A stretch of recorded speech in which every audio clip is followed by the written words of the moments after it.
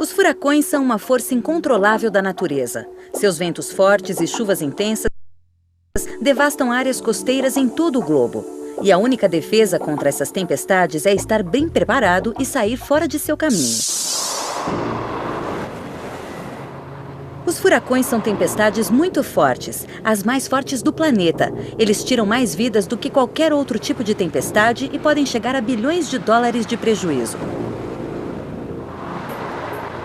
Mas esses ventos destrutivos nascem em condições relativamente calmas no oceano. Como os furacões e as condições do oceano estão relacionados?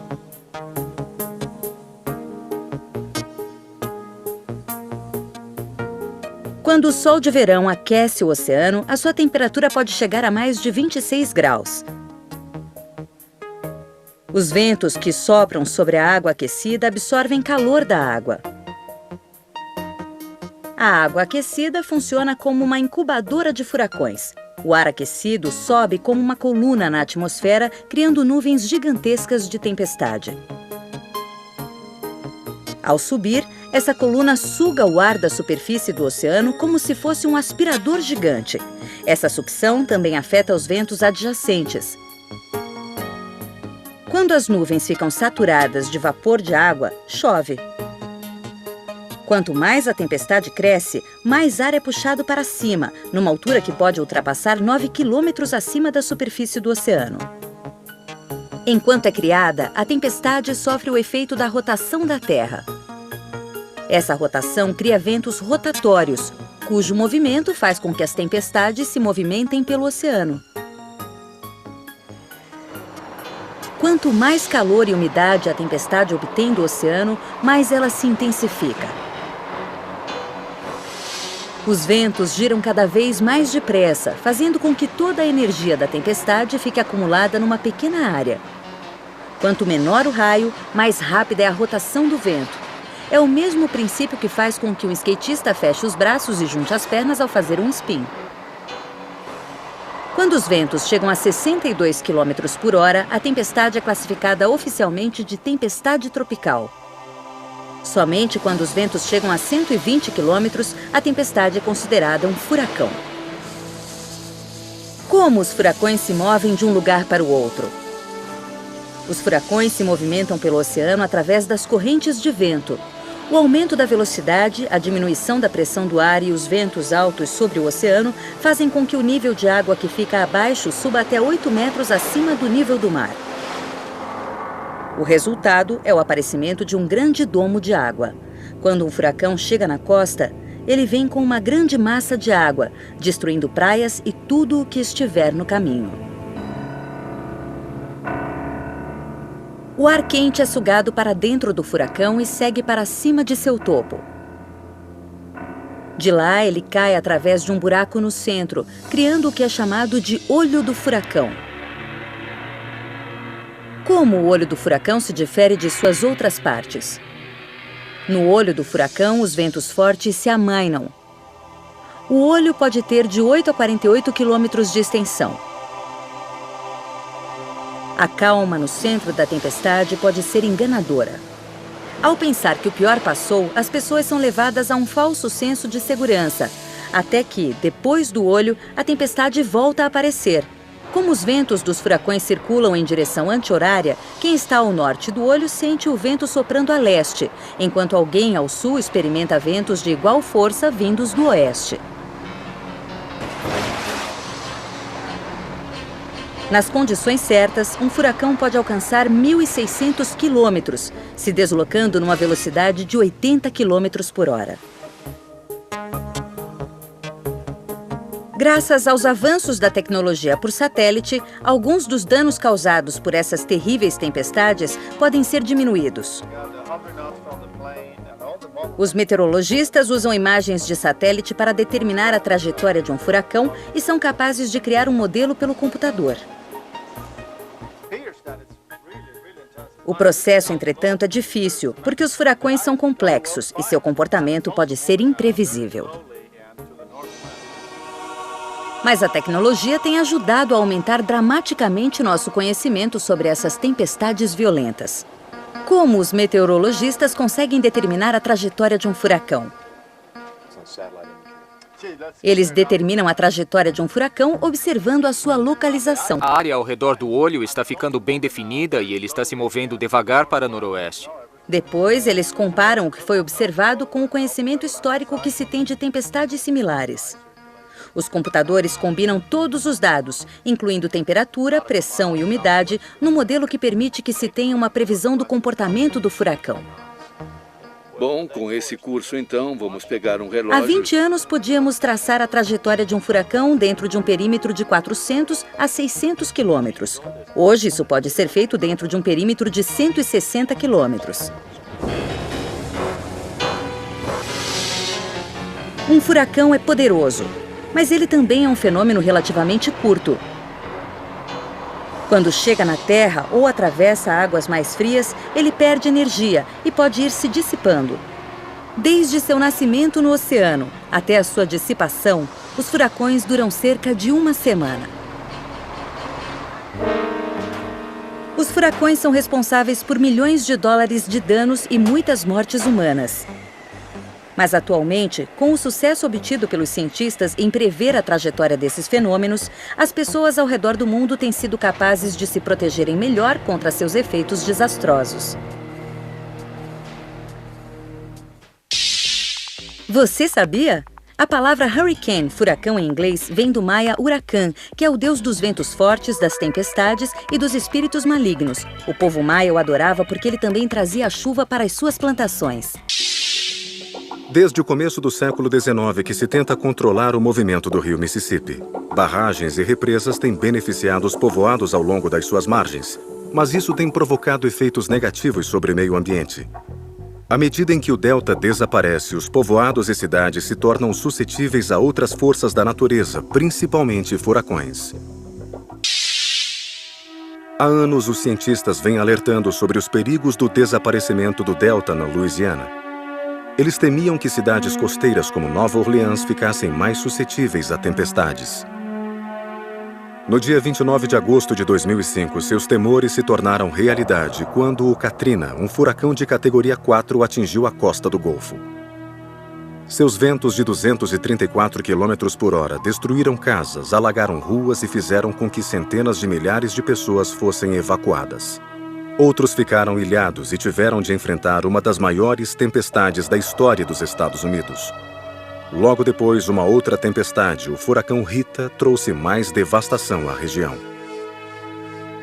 Por que a Louisiana está tão vulnerável a essas tempestades? E o que poderia ser feito no futuro para prevenir outras catástrofes? Há muitos cientistas vêm se manifestando e agora, finalmente, eles estão sendo ouvidos. Em toda a sua história, o homem sempre alterou a natureza para sobreviver.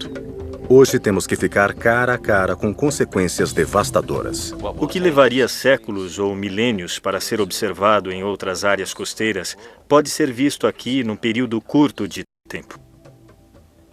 O estado de equilíbrio das regiões costeiras é de colapso total.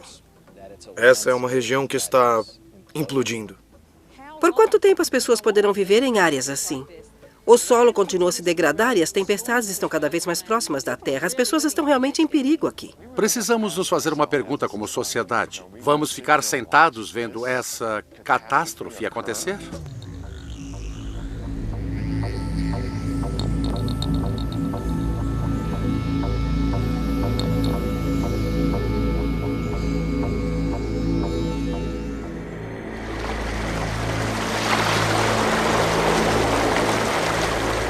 A água é vital para qualquer comunidade moderna.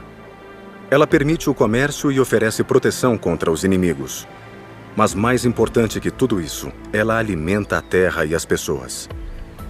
Por milhares de anos, o rio Mississippi criou no sul da Louisiana uma grande região pantanosa, conhecida como Pantanal dos Estados Unidos, com cerca de 2 milhões de hectares. O delta do Mississippi é o 7º maior do mundo. Os deltas estão entre os maiores fenômenos naturais de renovação do solo do mundo.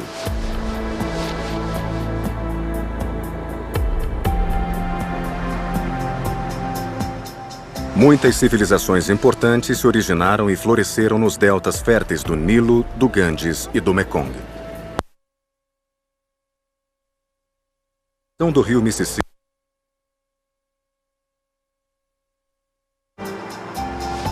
Mas junto veio uma grande ameaça.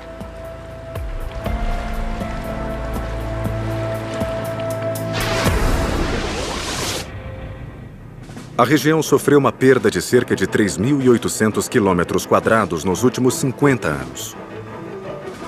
Uma área equivalente a Chicago, Los Angeles e a cidade de Nova York juntas.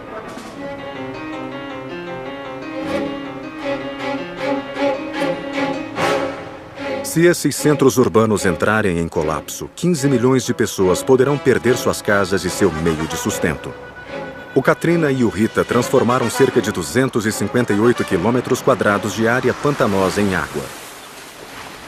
Mark Davis, diretor de uma coalizão para a reconstrução da Louisiana, alertava sobre o perigo há 15 anos. Esse sistema dos rios do Golfo do México e outras forças naturais aqui, apesar de serem manejáveis, não podem ser controladas se você quiser que o lugar seja sustentável. No período de tempo em que meus pais estiveram vivos, perdemos cerca de 1/4 da massa de terra do sul da Louisiana. Então não se trata mais de uma situação em que precisamos lutar contra a natureza ou controlar a natureza.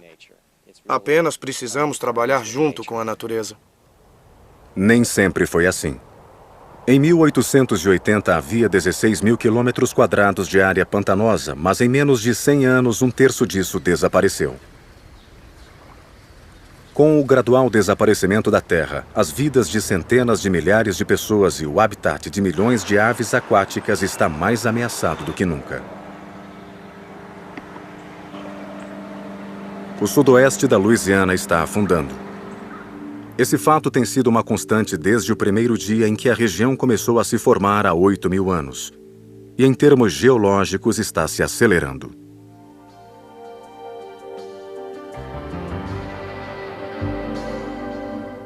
O que levaria milhares de anos para se entender e explorar e aí acontecer em outras partes dos Estados Unidos e do mundo, pode ser estudado aqui em períodos muito curtos de tempo.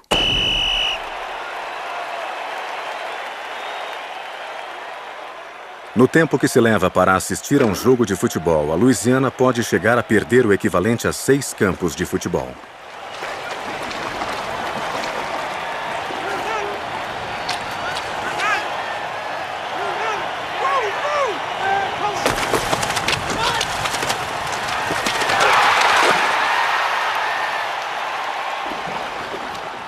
Os pântanos da Louisiana estão desaparecendo a uma velocidade alarmante de 64 quilômetros quadrados por ano.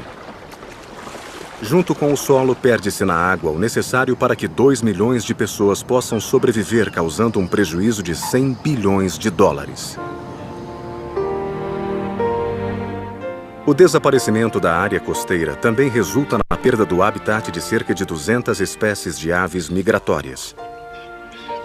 Durante o auge da migração, cerca de 20 milhões de aves por dia usam as áreas pantanosas como lar.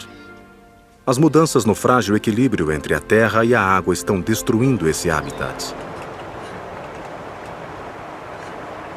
Graças às enchentes regulares do rio, a água é responsável pela criação desse importante delta. As fortes chuvas sazonais levam a água para as margens, cobrindo temporariamente o solo seco, trazendo com ela sedimento, vegetais e argila. Quando a água abaixa, o que fica é a base para a formação de mais solo. Como esse processo foi interrompido, toda a região está em risco. Quando as pessoas se mudaram para cá, elas construíram diques e barragens para protegerem suas casas do rio Mississippi, o que funcionou relativamente bem até 1927. A primavera trazia chuvas torrenciais de até 5 centímetros de água por hora. Com a vinda dos invernos rigorosos, a enchente do rio não pôde mais ser detida. Ele destruiu mais de 100 barragens desde o Minnesota, passando pelo Missouri, Arkansas e Louisiana. Algumas foram destruídas intencionalmente. Sabemos que em 1927 muitas barragens do Mississippi foram dinamitadas para aliviar a pressão da água em Nova Orleans. E por cerca de 3 meses, uma grande quantidade de água do rio Mississippi atingiu essa área. O Dr. John Day está viajando por Branton Sound à procura de sinais na Terra criados depois que a barragem foi destruída há mais de 75 anos.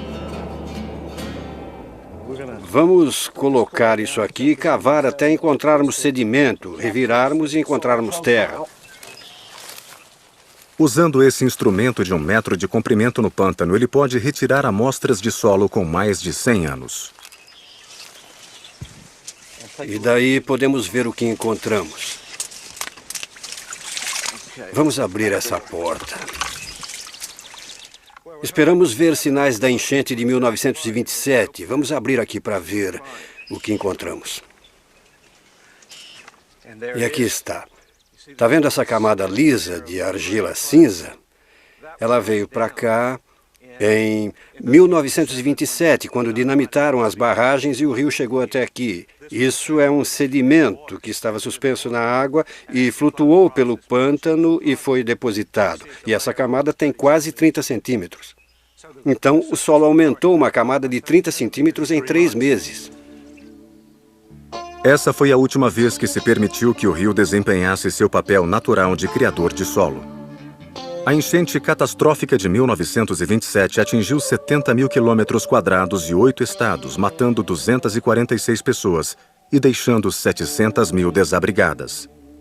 Essa enorme devastação tornou o controle das enchentes uma prioridade nacional. Em 1928, o governo federal contratou o Corpo de Engenheiros do Exército dos Estados Unidos para construir barreiras novas e impenetráveis que atingissem 8 estados, se estendendo por 3.700 quilômetros. Apesar das novas barreiras manterem as pessoas livres das enchentes, elas também destruíram quase 500 mil de hectares de área pantanosa. Em 1950, o Congresso ajudou Nova Orleans a ordenar que 70% do Mississippi pudesse correr em direção à cidade. O processo foi controlado por uma série de represas e barragens. Com portas de aço, cada uma pesando 200 toneladas, controlam o volume de água que, quando atinge seu máximo, pode ser maior do que o de 4 cataratas do Niágara. Uma barreira de concreto foi colocada ao longo do Mississippi para ajudar a controlar o seu poder. Os portos de Nova Orleans foram salvos, mas as áreas costeiras da cidade ficaram severamente afetadas. Todo o delta do Mississippi se deteriorou no século XX. E a principal razão foi pelo fato do rio ter sido separado do delta. O rio construía o delta, mas nós construímos esses diques nas margens, as barragens, e isso não deixou o rio entrar no seu delta. E o resultado disso foi uma perda rápida de terras pantanosas. É uma catástrofe. O Katrina, com seus ventos de 234 km por hora e ondas de até 6 metros, veio provar essa teoria. Normalmente, as áreas pantanosas funcionam. É usado, compartilhado com a empresa alemã Lufthansa. Agora, ainda não há informação oficial, a Spanair ainda não se pronunciou, mas essas são informações de funcionários do aeroporto, que na verdade o avião só teria tocado o solo na segunda tentativa. A primeira tentativa de aproximação da pista foi abortada. Poco más, porque parece ser que también van a cortar el acceso por tierra para que puedan entrar tanto autoridades como los familiares de esas personas que viajaban en este avión. Creo que te vas de inmediato, Beatriz, a una rueda de prensa convocada por AENA, antes que se va a producir dentro. E o prefeito de Madrid acompanha pessoalmente, segundo o jornal El País, ele está na pista, ele está junto com os socorristas, junto com os bombeiros, acompanhando esse trabalho de resgate.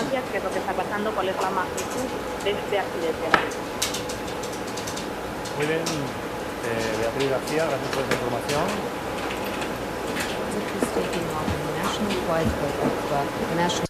Mas na maioria dos outros sistemas, as áreas pantanosas não se transformaram em água, como aconteceu na Louisiana. Em vez disso, elas foram convertidas em aeroportos, minas de sal, complexos imobiliários, áreas industriais, portos. Essas coisas para uso humano que necessitam de várias áreas de terra e que as pessoas querem que fiquem perto da água. Um equilíbrio frágil entre água doce e salgada é necessário para sustentar a vida da vegetação do pântano e manter as raízes fortes. No Golfo do México, com a diminuição de terra disponível para segurar a água do mar, a área está perdendo muitas árvores e de vegetação. A intrusão da água salgada também está contaminando a água potável. Mais grama. A doutora Reed e a sua equipe monitoram o crescimento desse pântano com o intuito de diagnosticar seu estado. Tudo bem, é isso que vamos fazer. Maravilha. Então você pega os pinos e passa pelos buracos nas placas, certo? Igual nós fizemos antes. Eu quero que sinta a superfície do pântano com o pino. E quando você sentir a superfície, coloque a trava, certo? Vamos tentar fazer isso? Tá bom, nós temos uns aqui. Coloque o resto deles, desse jeito, assim. E aí vamos medir de cima até embaixo. Hoje deu 132 milímetros e 6 meses atrás tinha dado 139 milímetros. Isso dá uma diferença de 7 milímetros entre as duas medições. Então, o que eu posso dizer, na verdade, é que o pântano mudou em 7 milímetros. Fazer com que o pântano se recupere é a única forma de fazê-lo sobreviver. Em termos geológicos, os deltas têm apenas alguns milhares de anos, então eles são considerados novas formações.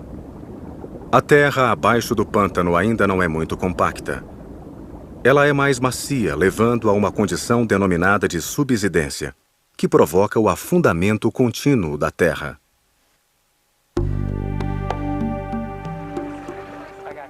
O problema é que, se a água cobrir o pântano por muito tempo, mesmo nesses pântanos mais costeiros que vemos aqui, que costumam ser inundados com uma certa regularidade, se eles ficarem assim por muito tempo, podemos começar a ter problemas aqui. Como vimos com o Katrina e com o Rita, essa terra enfraquecida não é forte o suficiente para conter as novas tempestades que venham a assolar a região. Pode haver mais devastação e danos ao solo, pondo em perigo pessoas, vida selvagem e uma infraestrutura vital de energia. Os pântanos ao redor de Nova Orleans estão em constante erosão. Esses pântanos deveriam funcionar como zonas tampão, protegendo a cidade das inundações causadas pelos furacões. E quanto maior a erosão, mais barragens serão expostas e as tempestades chegarão mais depressa, dando menos tempo para as pessoas fugirem. É um problema muito sério, é uma bomba prestes a explodir. Os cientistas dedicaram toda a sua vida a estudar as mudanças no delta do Mississippi. E eles pensaram em algumas coisas que poderiam ajudar a recuperar e a desenvolver essa importante faixa de terra. Seu sucesso poderia ajudar a prevenir desastres semelhantes ao Katrina. Cada dia traz mais desgaste à área pantanosa que tem protegido e alimentado essa região. Por que ela está se deteriorando tão depressa? Ao estudar o processo natural de recuperação de solo do delta do Mississippi, os cientistas e engenheiros conseguiram identificar formas efetivas de reconectar o rio à baía sem acabar com o sustento de muitos ou prejudicar a indústria. Ao trabalhar com o único modelo em miniatura do gênero, pesquisadores do estado da Louisiana encontraram uma forma de estudar os efeitos da água doce e captação de sedimentos para a restauração da costa. Bom, o objetivo desse modelo era observar a possibilidade de se usar o fluxo de sedimentos no rio e estudar o rio Mississippi como meio de transporte de sedimentos. O Dr. Clint Wilson é professor de Engenharia Civil e Ambiental na Universidade Estadual da Louisiana. Ele e seus colegas estão usando esse modelo de 62 metros quadrados dos 122 quilômetros mais baixos do Mississippi para determinar onde os desvios de água e sedimentos podem ter um impacto maior. Esse material representa grãos mais grossos de areia que ficam suspensos no rio Mississippi. Isso representa cerca de 30% do total dos sedimentos. O resto consiste basicamente de lodo e argila. O sedimento neste experimento se refere a partículas de terra que são carregadas pelo rio e que ficam depositadas quando a água desce. Isso ajuda a restaurar o solo. Esse é um local do desvio. O cascalho representa a aspereza criada pela vegetação mais alta do pântano, que estimula o processo de sedimentação. Os desvios podem ser uma solução natural para se reconstruir as áreas pantanosas da Louisiana. Eles são feitos criando-se aberturas numa barragem. Assim, um fluxo controlado de água com sedimento sai do Mississippi direto para a baía, faminta de água.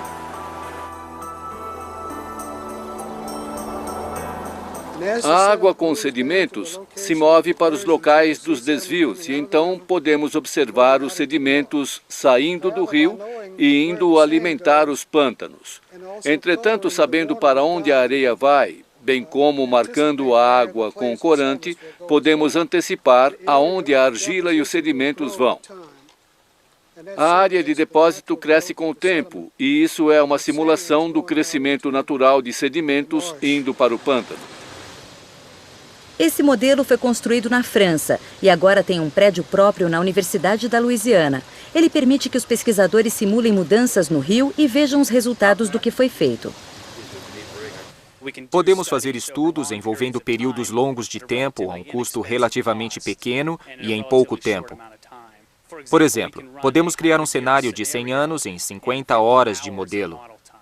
Em 1 hora pode-se observar 2 anos de tempo real no rio Mississippi. Colocando-se desvios em vários pontos no modelo, o Dr. Wilson e sua equipe pretendem determinar o ponto mais favorável para se construir a próxima estrutura. Essas recomendações podem afetar milhões de vidas e milhões de dólares de infraestrutura, podendo salvar a área de destruição por tempestades futuras. Um modelo em pequena escala como esse foi usado poucas vezes, talvez uma vez na França e outra no Canadá. E agora trouxemos essa tecnologia para os Estados Unidos para resolver o que consideramos um problema muito importante, que é preservar o sudeste da Louisiana.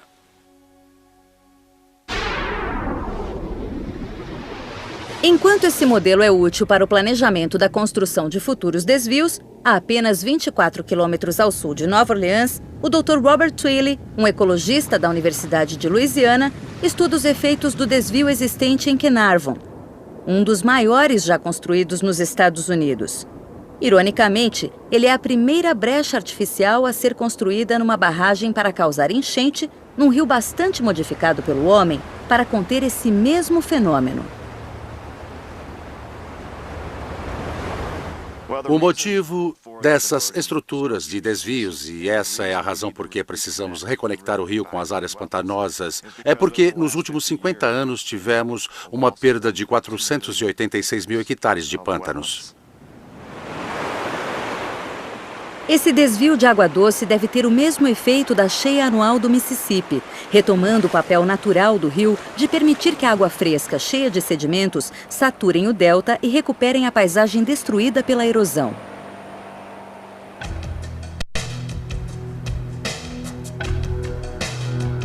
Essa estrutura libera 227 mil litros de água do Mississippi por segundo nos pântanos de Breton Sound Basin.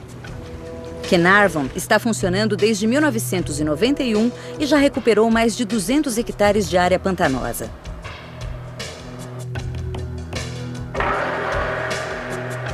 Com 53 metros de comprimento e 28 de largura, essa estrutura de 26 milhões de dólares deve preservar 6.500 hectares de pântanos e beneficiar outros 30 mil hectares.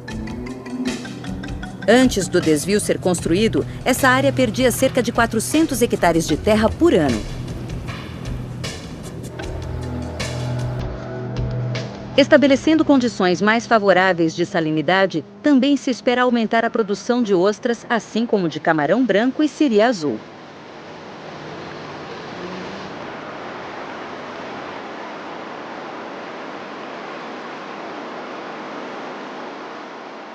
Cinco portões de 4,5 metros, pesando um total de 25.800 quilos, cobrem os tubos que canalizam a água da parte inferior da estrutura para um canal de 2.700 metros.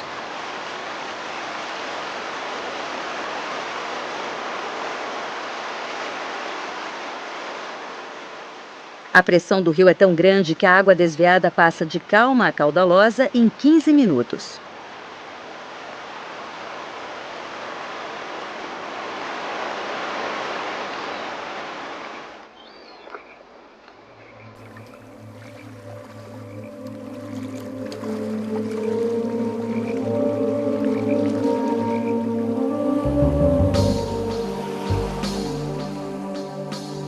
Quilômetros abaixo, o Dr. Twilley e sua equipe de cientistas se preparam para pesquisar a área bem em frente a esse fluxo de água.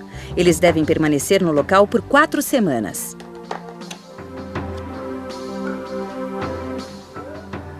Os benefícios do rio são a água fresca e os sedimentos que ele fornece. Mas nos últimos 50 anos temos tido um novo elemento no rio Mississippi, que são os nutrientes que vêm das fazendas de Ohio e Iowa. O nutriente que nos causa grande preocupação é o nitrato, o nitrogênio. O nitrogênio é um nutriente muito importante para a lavoura. E esse nitrato está causando esse processo. E esse fenômeno é chamado de hipóxia.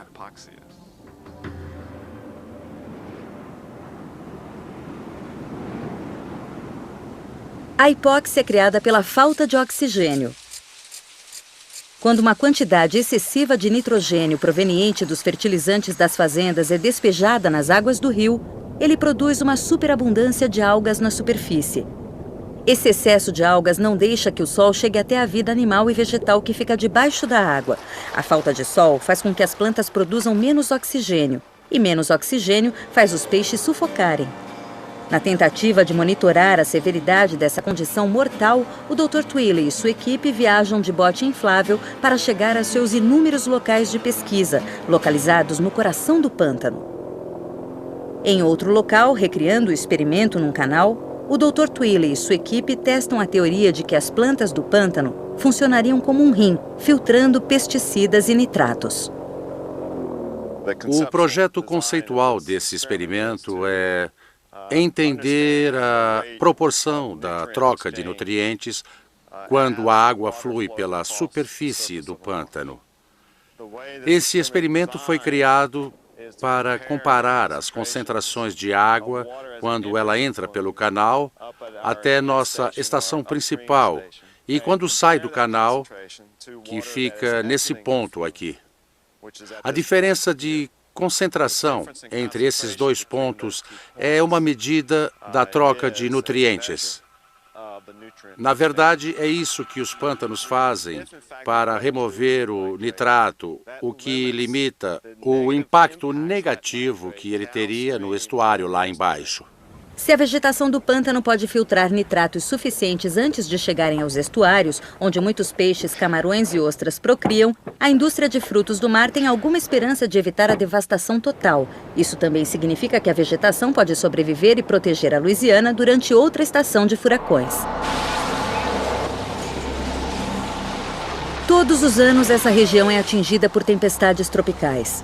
Algumas se tornam furacões, com ventos que ultrapassam os 120 km por hora. O mau tempo é o inimigo real aqui, mas o mar também está conspirando contra a região.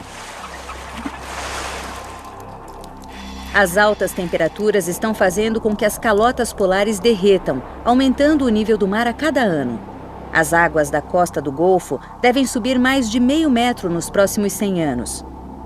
Somada à subsidência, compactação natural da terra, essa região pode então ter um aumento relativamente grande do nível do mar, que pode ultrapassar 1 metro, o mais alto do país.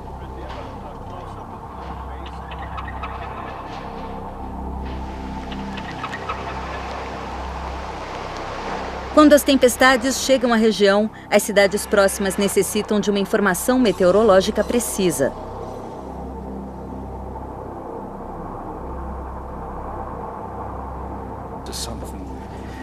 O Dr. Greg Stone e sua equipe de pesquisadores do Programa de Estudos das Áreas Costeiras da Universidade da Louisiana criaram um sistema de monitoramento, que foi chamado de WAVESys. Em 1999, começamos a nos preocupar com o fato de que havia mesmo um buraco negro na costa da Louisiana. 259 mil quilômetros quadrados sem informação das condições meteorológicas e oceanográficas que deveriam ser monitoradas em tempo real, e é isso que o nosso programa pode fazer. Um pequeno grupo de cientistas do Instituto está agora a 11 quilômetros da costa e a 45 minutos de Nova Orleans para verificar a leitura proveniente da instalação número 3. Para poder coletar a maior quantidade possível de dados, algumas estações de monitoramento estão instaladas em plataformas de petróleo ao redor do Golfo, como essa, de propriedade da Chevron Texaco. É preciso meses de planejamento detalhado antes que um novo sistema seja colocado em operação. Depois disso, os técnicos retornam ao local periodicamente para verificar a sua estabilidade e instalar atualizações nos softwares. Esse sistema foi projetado para suportar furacões de categoria 5 e ele consegue coletar informações mesmo nas condições de tempo mais severas. Bem acima da plataforma está uma espécie de catavento, responsável por coletar informações da velocidade e direção da corrente de ar. Outros sensores registram a temperatura, umidade e pressão barométrica. Todos esses dados são então mandados para esse terminal do computador. Muito bem, o que está acontecendo aqui é que dá para ver todos os nossos dados coletados. O que nós estamos vendo é nossa rede de informações em ação. Abaixo da superfície da água há um detector acústico das correntes marítimas. Mapear as ondas e informações sobre as correntes marítimas permite que os pesquisadores formulem um modelo tridimensional de uma tempestade iminente. Toda essa informação coletada no mar é transmitida via satélite para o laboratório central.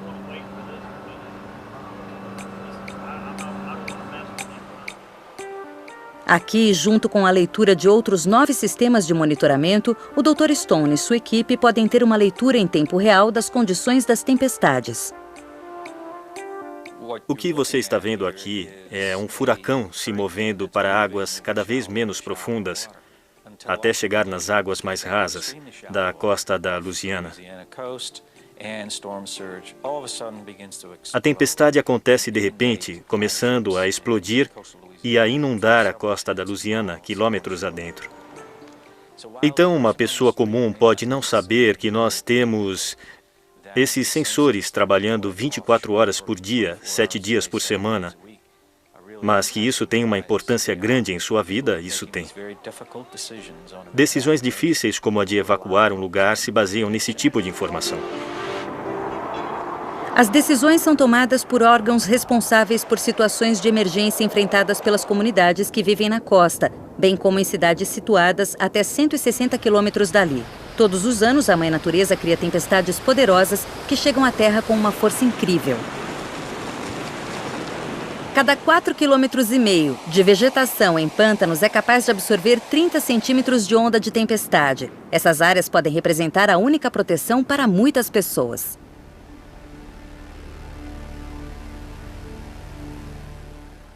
O principal nisso tudo é que, quando esse domo de água estiver se movendo pelos pântanos, quanto mais estáveis, quanto melhor for a sua condição, mais ele será capaz de retardar as águas da tempestade. Para que uma parede de água alcance a terra, primeiro ela deve passar pelas defesas naturais, que são os pântanos. Mas as tempestades tropicais constantes e os fortes ventos dos furacões quase acabaram com as ilhas barreira da Louisiana. Essa zona de proteção de terras baixas não consegue mais conter as ondas que chegam a alcançar quase 2 metros. Em algumas áreas, perde-se 30 metros de terra a cada ano, uma lembrança cruel da força da natureza.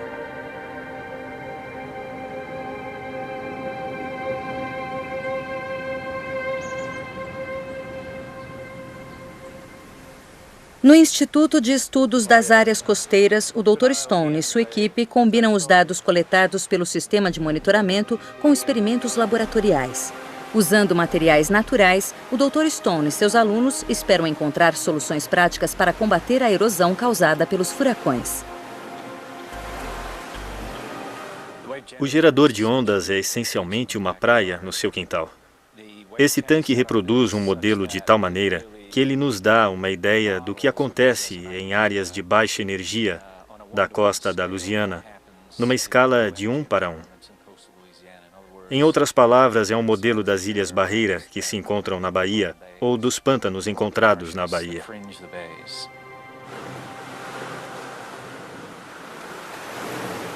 Então essa ostra quebra e você a coloca na água.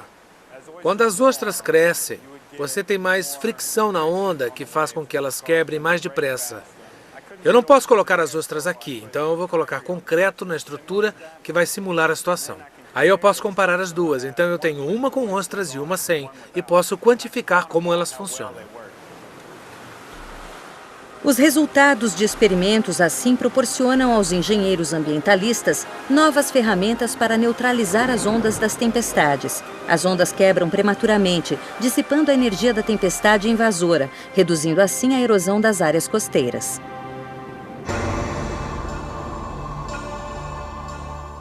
A cada nova temporada de furacões, a costa da Louisiana se torna mais vulnerável. Se tivermos um furacão catastrófico daqui a 20 anos, se continuarmos não fazendo nada, se continuarmos a não restaurar a nossa costa, a situação só pode piorar. Haverá mais dano de infraestrutura, haverá mais vidas em risco.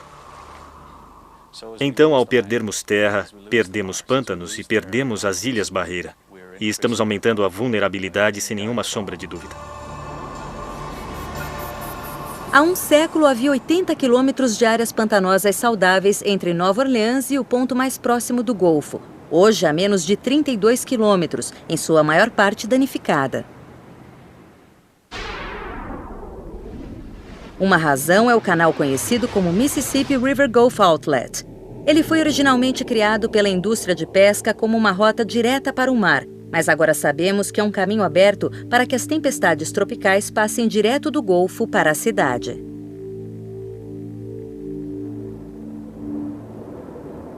Cercada por pântanos destruídos e em vias de desaparecer, Nova Orleans sofreu um desastre enorme provocado pelo furacão Katrina em agosto de 2005.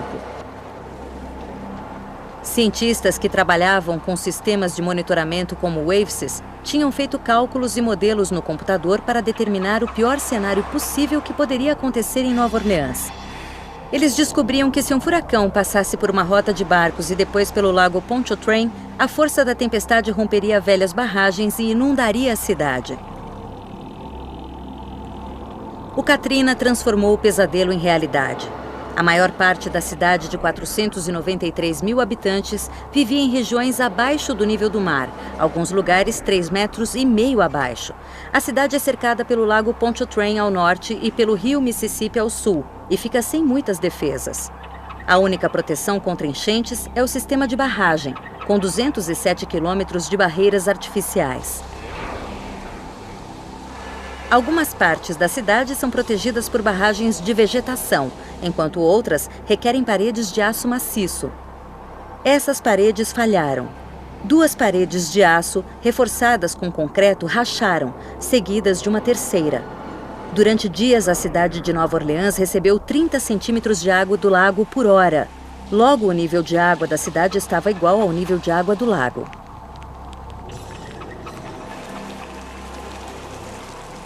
As barragens não conseguiram conter a força da tempestade. Nova Orleans recebeu em média 155 centímetros de chuva. Cada gota de chuva que não foi absorvida pelo solo precisava ser bombeada rapidamente, ou então a cidade seria inundada. Essa é a estação de escoamento número 6, a maior de 22. Elas funcionam 24 horas por dia, 7 dias por semana. A cidade de Nova Orleans, na verdade, é uma xícara. E cada gota de chuva que cai na cidade precisa ser mandada para um lugar mais alto e bombeada para fora.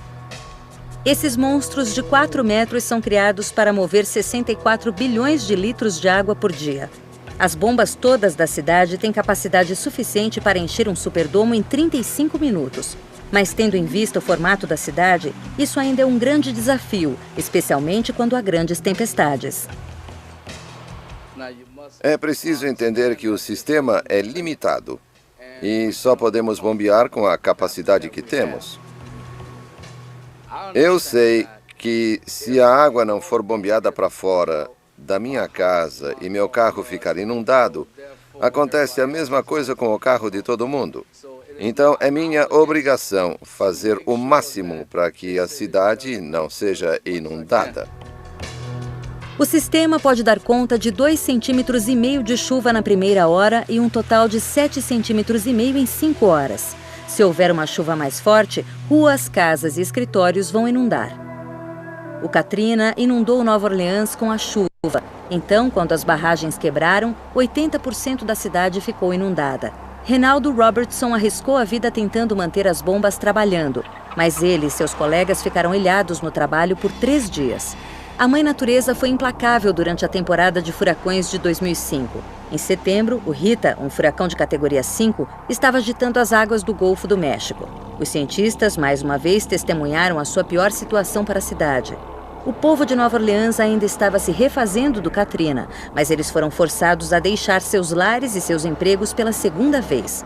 O Rita se aproximou da fronteira do Texas com a Louisiana no dia 24 de setembro de 2005, como um furacão de categoria 3.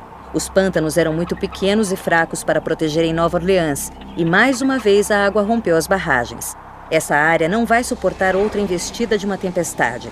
Restaurar as áreas pantanosas pode ser uma das únicas formas de assegurar que o grande porto de Nova Orleans não fique somente como uma lembrança do passado. A temporada de furacões era uma coisa para a qual as pessoas costumavam se preparar para enfrentar. Agora é uma questão de sobrevivência.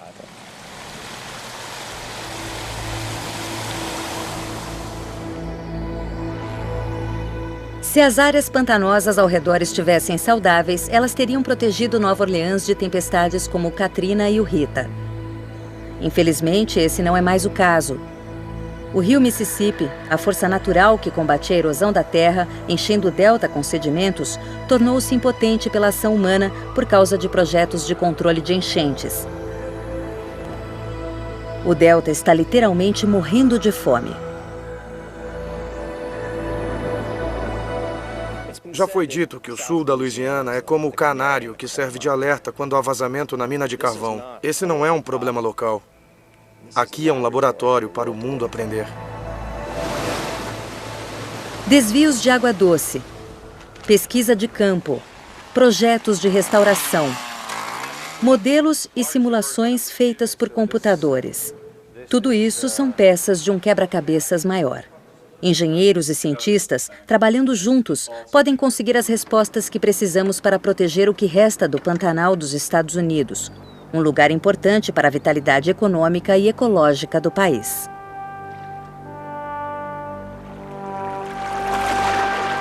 Se alguém que mora no centro do país, que conheceu lugares importantes que existiam quando ele nasceu, onde brincava quando criança, se esses lugares deixassem de existir, ele sentiria como um problema pessoal. É assim com o povo que vive na costa da Louisiana.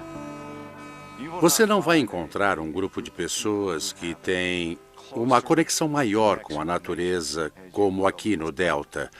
E acho que é verdade o que dizem de civilizações e culturas no mundo todo, conectadas a deltas. O rio conecta as pessoas, assim como ele conecta a paisagem. Mais de 2 bilhões de pessoas em todo o mundo seriam afetados pela perda de solo das regiões costeiras num futuro próximo. Algumas porque a terra está afundando, outras pelo aumento do nível do mar, e para aqueles que vivem aqui, são as duas coisas. Não importa o que aconteça, o resultado é o mesmo. Grandes populações em risco, declínio do habitat e grande perda de terra. Cidades costeiras de todo o mundo, esse é o seu futuro. Não há dúvida de que cientistas, técnicos e engenheiros de todo o mundo estão olhando para a Louisiana para ver como lidamos com este problema. Nós aqui nos Estados Unidos sabemos que esse não é um problema só da Louisiana. A ciência nos tem mostrado que isso está se tornando um problema nacional. Ainda há 1,5 milhão de hectares de pântano, mas seu fim está próximo se não for feito nada para preservá-los. Se as coisas continuarem assim, no ano de 2050, 1.800 quilômetros quadrados de área pantanosa terão se perdido para sempre.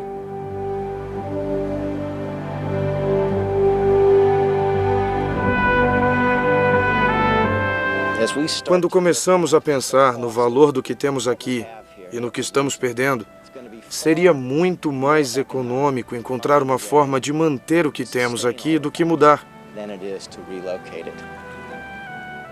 E de um jeito ou de outro, esse país e o mundo não estão preparados para ver lugares como Nova Orleans desaparecerem de uma vez do mapa e também das suas vidas.